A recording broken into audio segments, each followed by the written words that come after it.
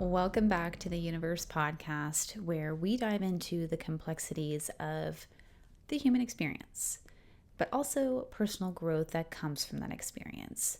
I'm your host, Shanleigh, and in today's episode, we're discussing the journey of finding yourself while finding your people. For me, this path is intertwined with overcoming different relationships, both family and intimate traumas, acknowledging my personal patterns that have developed from those, but also embracing the change that's necessary to change the narrative. Now, I'm sure that we can agree that this is a very challenging but yet rewarding journey, but I'm excited to share the strategies that I've learned along the way. And of course, if you have not embarked on this journey up to this point, I hope that sharing mine really does ignite that courage in you to start today. Let's begin with the fundamental aspects of this journey, those traumas. Now, whether it's family, friends, intimate partners, all of these relationships significantly shape our identity. Those traumatic experiences, no matter the severity, create various obstacles that we carry with us into our future moments, our future decisions, and ultimately those perceptions that we have of ourselves. And at the end of the day, the longer we hold off facing them, the more challenging it becomes. And when our brain reaches a certain age where we're optimally aware of who we are as people, it gets even more difficult to start rewiring that programming that has conditioned us. Now, I want you to take a moment to think about the relationships that have shaped you. How have they influenced the way you see yourself? How have they influenced your posture? Perhaps maybe even the way that you breathe and those breathing patterns. Have they created fears where maybe you didn't initially have them? Your view of individual strengths and weaknesses, the way you communicate with others, or even the way that you show and share affection with the ones that you love the most. I just want you to take a moment and really think about that. Now, for many, family dynamics really set the stage early on, whether it's a lack of support, understanding, embrace. All of it can create deep-rooted insecurities if it's lacking. Now, friendships and intimate partnerships add that additional layer of complexity, and that sometimes just reinforces the negative beliefs that we have developed for ourselves. Or even worse, influence how we respond to physical reactions that it stirs. Now, I'll tell you a story that I remember this time when a close friendship of mine kind of abruptly ended.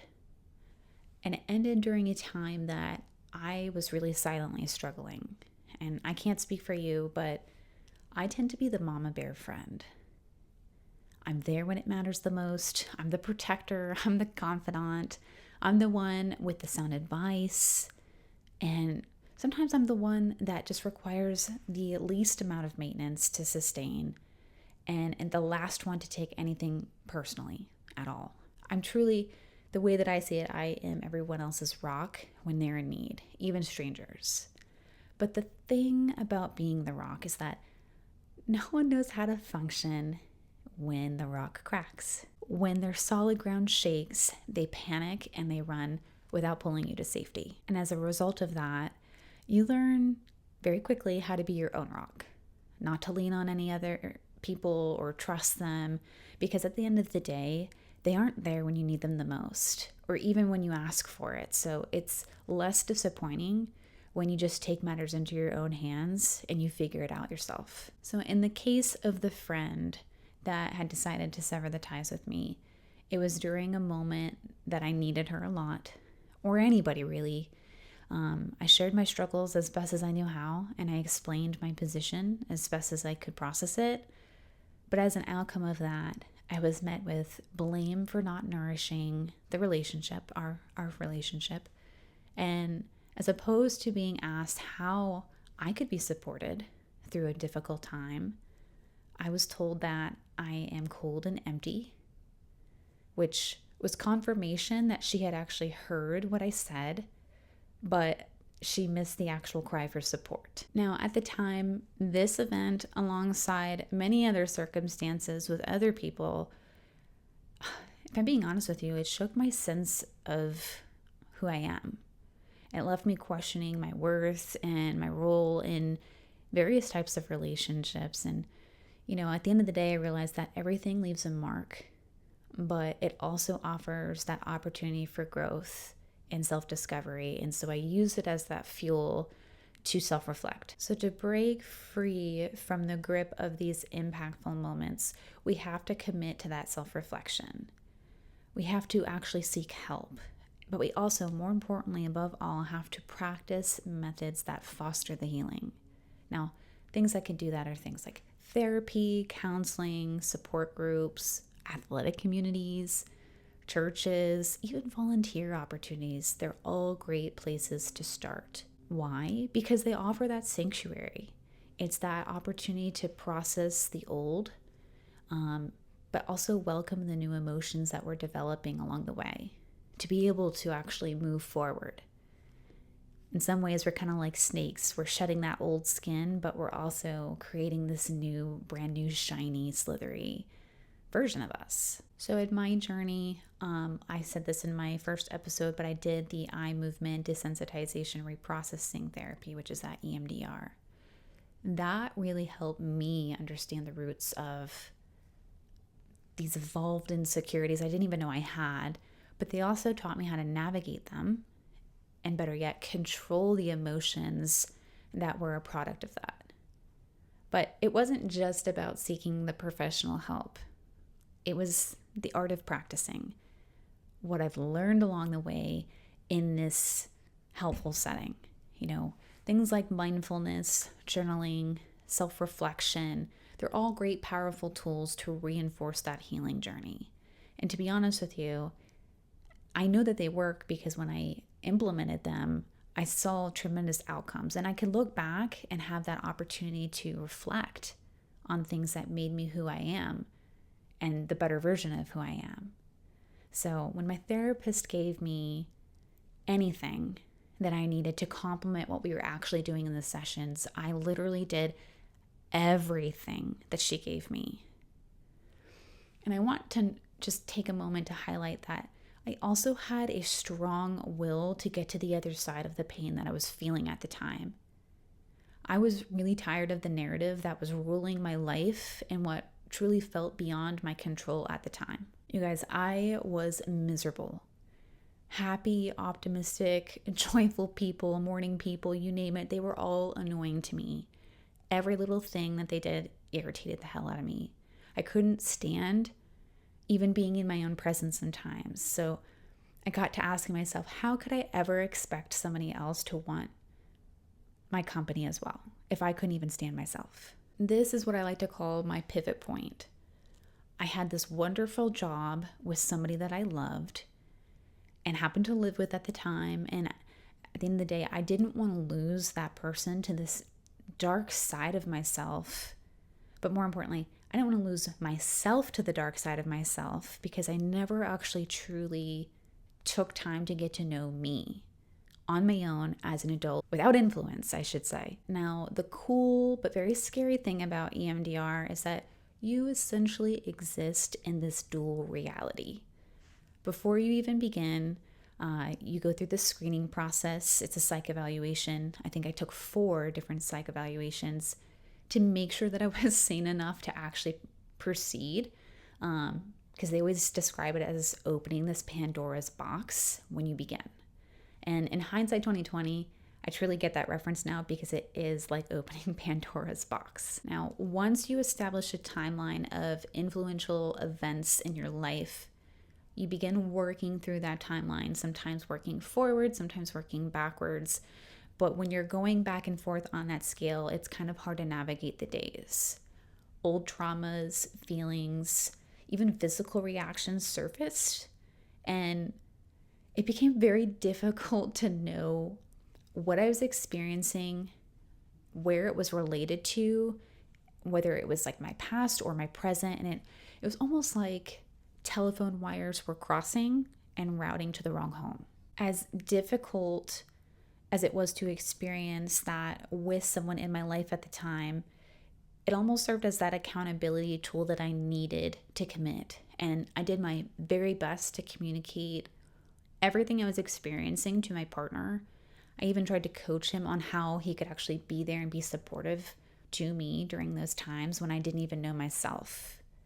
Now, that was very difficult to do for both of us in different ways, as you can probably imagine. But I think there's something to be said about when you do find the right person, their willingness to see you through on your worst and your best days. Now, the beautiful thing about this dual reality is that it really does shed a lot of light on events that you don't actually realize significantly shaped you. And once they come to light, you can start to process different ways of changing them. Now, the process of changing them is what my therapist and I liked to call rewiring the memory. Basically, in a child memory that is very altering in your timeline, there are usually two parties that are involved, you and the person that ultimately inflicted that negative experience. And to change that memory, you have to replace the other person with an adult version of you.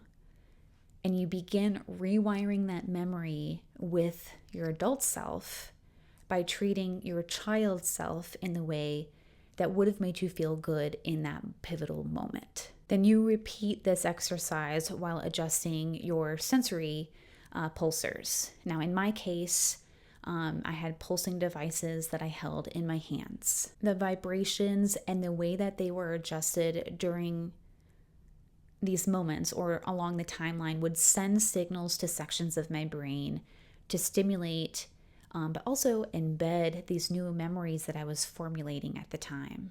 And I know that that sounds really intense, and in some ways I would say that you're probably right. But at the end of the day, the momentum that you see in this process and this method trumps traditional therapy in every single way, any day. I can say about 7 months into this, I had a real-time experience that flooded me with the reassurance that I needed at the time to know that what I was doing was working. And I remember this moment so vividly, and it will forever be a memory that I believe altered my life forever in the best ways. So I'll walk you back on a couple different timelines. I was working as a flight attendant at the time. Where I was heading, I couldn't tell you. But it was one of the few flights that I wasn't working with Chris. He and I did this together straight out of college, and we always tried to bid for the same trips so that we could really enjoy those layovers together. I was working in the back of the aircraft of that flight, and it was a route where the crowd always was a little more chaotic and extremely messy. And if you've ever worked in air travel, you know that certain destinations bring an acquired crowd. And some are a little more difficult than others, yes.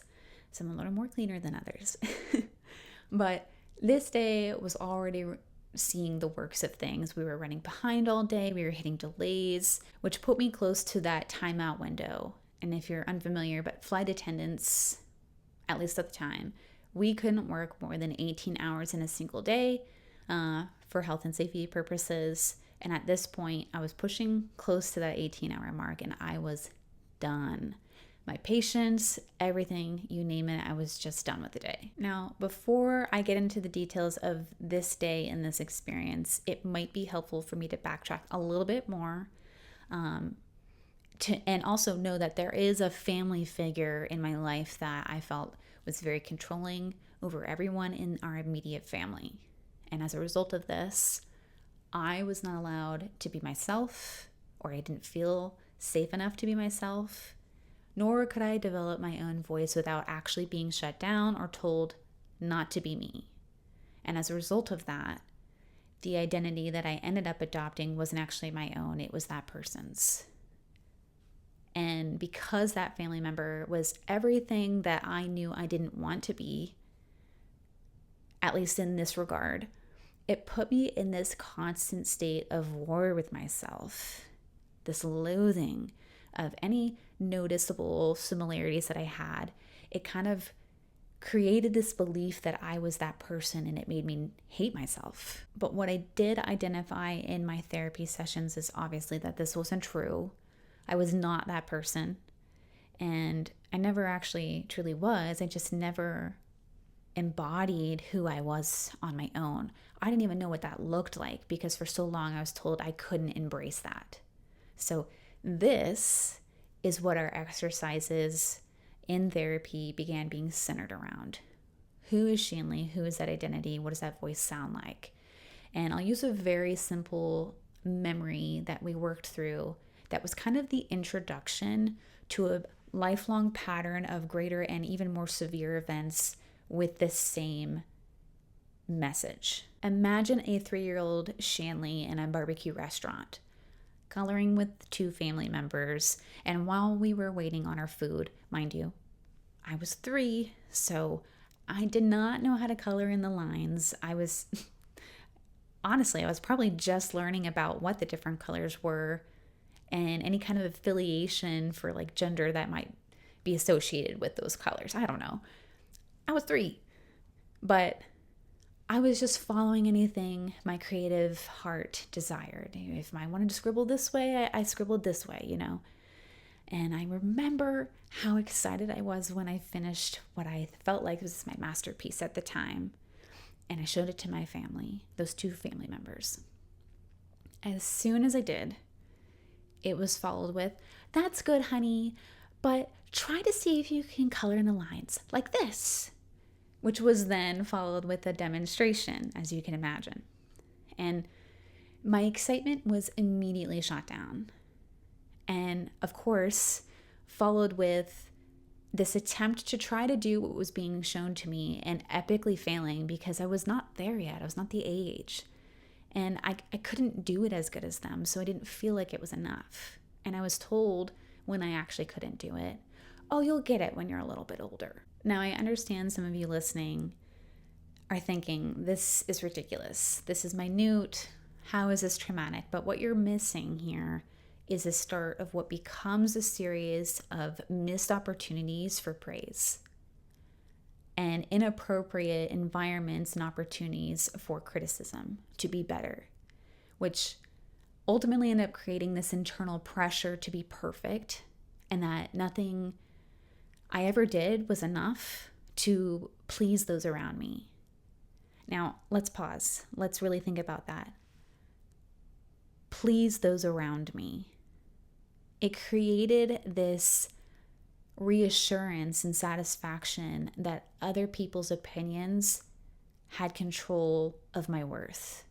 So as an adult, I needed to replace what those family members had done in that memory with praise and encouragement the way that the adult version of me would have done to the child version of me. But also reframing opportunities in that day where the constructive feedback would have really been appropriate and encouraging. So now that you have that background understanding of an event in my life, let's fast forward to that flight again when I was working. And in this moment, I found myself growing in irritation for so many things that were beyond my control in that stimulating environment that was just festering inside of me that just made me want to turn against myself because I knew that they were not big things and I couldn't fathom why I was getting so worked up about it. But it was this moment where I had my pivot point.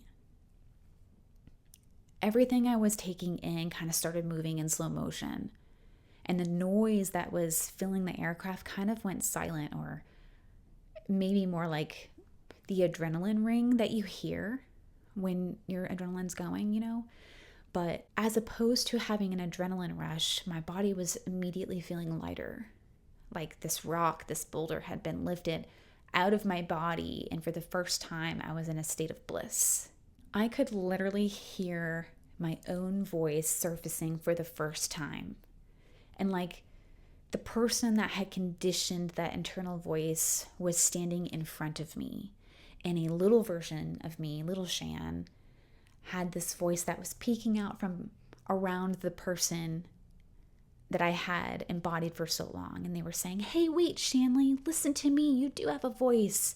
And so the adult version of me reached around that figure to grab little Shan's hand and brought her forward for the first time.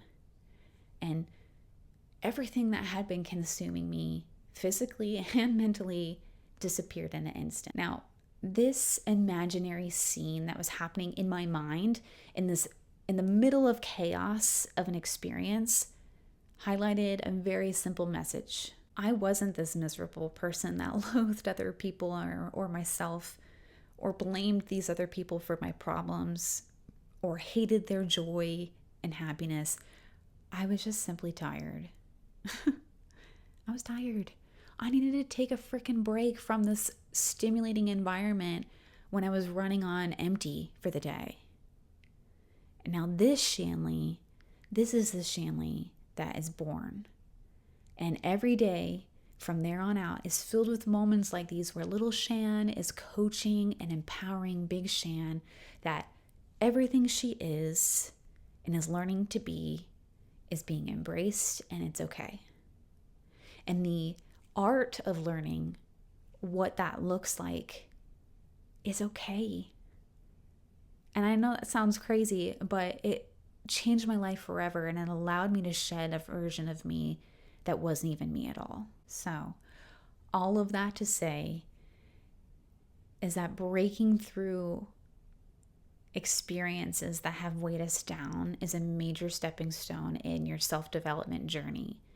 And it gets you to a place where you can start facing patterns and not only acknowledging them as they are, but learning and identifying ways that you can intentionally try to adjust them to where it's appropriate for this new version of you to be optimal, for lack of better words. But I guess what I'm saying is self-awareness is key, and we often repeat behaviors and make choices based on our past experiences, even though they don't actually serve us anymore. So let's change that, and we can only do that when we get to this point. So I'm going to challenge you again today. I want you to start identifying patterns that you recognize in your relationships with others and yourself. What do those behavior patterns look like to you? Do you avoid conflict because of those past traumas? Do you seek validation from others? Do you have almost this developed avoidant behavior so that you can protect this idea of a reality that you know is not actually present, so that you can avoid actually doing what is demanded to make those changes? At the end of the day, I think the list is limitless for everyone, depending on your circumstances, but I really want you to deeply take the time to reflect on those. Write them down, share them with someone you feel can actually hold you accountable for changing them. And once you truly recognize these patterns, I want you to see how easy it is to begin to intentionally shift them. It doesn't feel easy at first, and it does require consistency from your end, but when you start to reap the benefits of the rewards, you can truly feel the priceless impact that it has on you, your confidence, and your place in this world. And once you have done that, I want you to start having open and raw conversations with those that you care about. This is crucial. This is a crucial part to finding your people, because when you let others in, it might feel terrifying and too vulnerable for your comfort level, but when you do let them in on that personal journey, it fosters the deeper connection that you're lacking and you're desperately seeking on the inside. And it also presents this opportunity for clear communication where there's no misunderstanding. And I know that it's going to feel uncomfortable, but it does pave the way for those genuine relationships. And at the end of the day, I think we can all agree that we would rather have a small group of genuine people in our lives than a massive sea of surface level ones. Take it from me, and I'm never going to lie to you, but I've had some tough conversations with family members more than anybody, but also friends. And having to explain your journey and the changes that you're making and the why behind the changes you're making, well, let's just say it can be challenging and often introduces a sense of self-doubt, but also a question of your authenticity to yourself. Now, for me, it's allowed me to be seen and understood on a deeper level that I didn't know or expect would come, but it also has shed the need for their approval with the decisions that I have made. And the way I see it, everyone wins that way when we're all speaking our piece, but we're all in a place where we can mutually agree to disagree. And, at the end of the day, the right relationships will survive when you start doing that and having those conversations. The in-between ones may have their ebbs and flows, and the wrong ones, well, they usually completely leave you. And to me, the piece that follows that exit is unmatched because at the end of the day, they weren't filling your cup the way that it should have been to begin with. So what else can happen from taking this leap in your journey? The outcomes are varied and deeply personal, but the best news is that you get to decide. Some things you might gain are, at least I can say for me, healthier boundaries, less physical and emotional triggers out of left field. That's my favorite one. But more importantly, you begin to attract what your energy is gravitating. You attract these relationships that align with this authentic version of you. And ultimately, that begins to fuel you as opposed to draining you, which is the experience that you're leaving behind, right? That's the goal. So when you develop those healthy boundaries, you start losing some friendships. Family connections might be a little rocky. You might even part ways with them completely. And at the end of the day, it is a very painful reality, but it's part of the shedding that old skin so that you can step into the new one.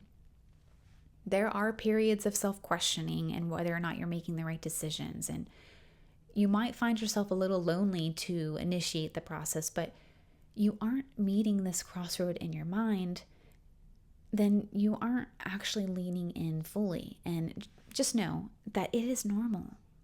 And your old version of you will try to convince you that this new version is unnatural and foreign. And you might think, oh, what am I doing? But to that old version, I would say they would be right. Because we aren't striving to be the same person here. We're striving for growth. And with growth, it feels uncomfortable when you're actually doing it right. So let's embrace these times as opportunities. They are temporary and they often precede significant breakthroughs. So we might as well revel in the moment and the glory as best as we can with the time that we have to be able to do it. And with that time to finding yourself is the beautiful opportunity to try new things, to identify what you enjoy that might be independent from anybody else's influence. So we want to explore new hobbies. We want to try different interests and activities. This doesn't only help you to discover your true passion, but it gives you the confidence that you need to live your life independently and to have a very fulfilled life as an independent person and to be comfortable with your own company because you like being with you. If you like being with you, others will like being with you too. And that creates that healthy environment for you to have a very mutually productive relationship with someone else. So if you've been thinking about it, I want you to go take that dance class, try the cooking class, learn a new language or a new instrument, whatever it may be. The key to the experiment is doing it and doing it without judgment and doing something, more importantly, that resonates with you and only you. This is essential for any relationship that you're building, but especially with the relationship that you're building with yourself. And while you're building this relationship with yourself, I want you to remember to give yourself grace. Release yourself from the chains of the variables that are not in your control. But also remember that this is a daily practice. We're our harshest critics, but self-compassion is a vital component that we can't forget about when we're trying to grow, but more importantly, heal on that growth journey. Remember to also incorporate mindful practices in your routine. Remember that it is okay to make mistakes and to have those setbacks, because not every day is going to be 110%. They're part of the journey. So throw out the all or nothing mentality now, because you're going to fail if you don't. Celebrate the progress, no matter how small, and be kind to yourself in the moments when they are faced with struggle. And while navigating that struggle, do your best to stay open and enjoy the journey. And finally, after those moments of struggle, I want you to remain open to the lessons, but also to be present throughout the entirety of the journey. Only then will you truly be that authentic version of you, truly attract the right people that fill up your cup. And they will find you. You won't be searching for them or finding them. They will come to you. They'll gravitate to you. And you might discover that those past experiences or the people that have once been in your life might come to actually respect the decisions that you've made for yourself from a time where they maybe formerly didn't at all. And lastly, embody curiosity. Welcome the mindset of openness and possibilities. Each step you take brings you closer to that truer version of you and to the community that welcomes you. It's, like I said before, a lifelong practice, but it's filled with this deeper connection and alignment that reminds you that happiness is intentional. Happiness isn't determined by what you have in your life or who's in your life or, how much money you have. It's an intentional practice and it's a mindset. So with that, you beautiful people, I really want to thank you for listening. If you found this episode insightful, please subscribe. Do me a favor, leave a review and share it with someone that you feel might benefit from it. Follow us on Spotify. We're also on Apple Podcasts, YouTube, Instagram, TikTok, Facebook, and LinkedIn. So if you're curious about any updates or more content, be sure to like, subscribe, and tune in on those platforms. So until next time, I'm your host, Shanleigh, and this is the YOUniverse Podcast. Stay true, stay brave, and remember to always keep moving forward. I will see you all next week, every Monday, 9 a.m. Eastern Time. So until then, ta-ta for now.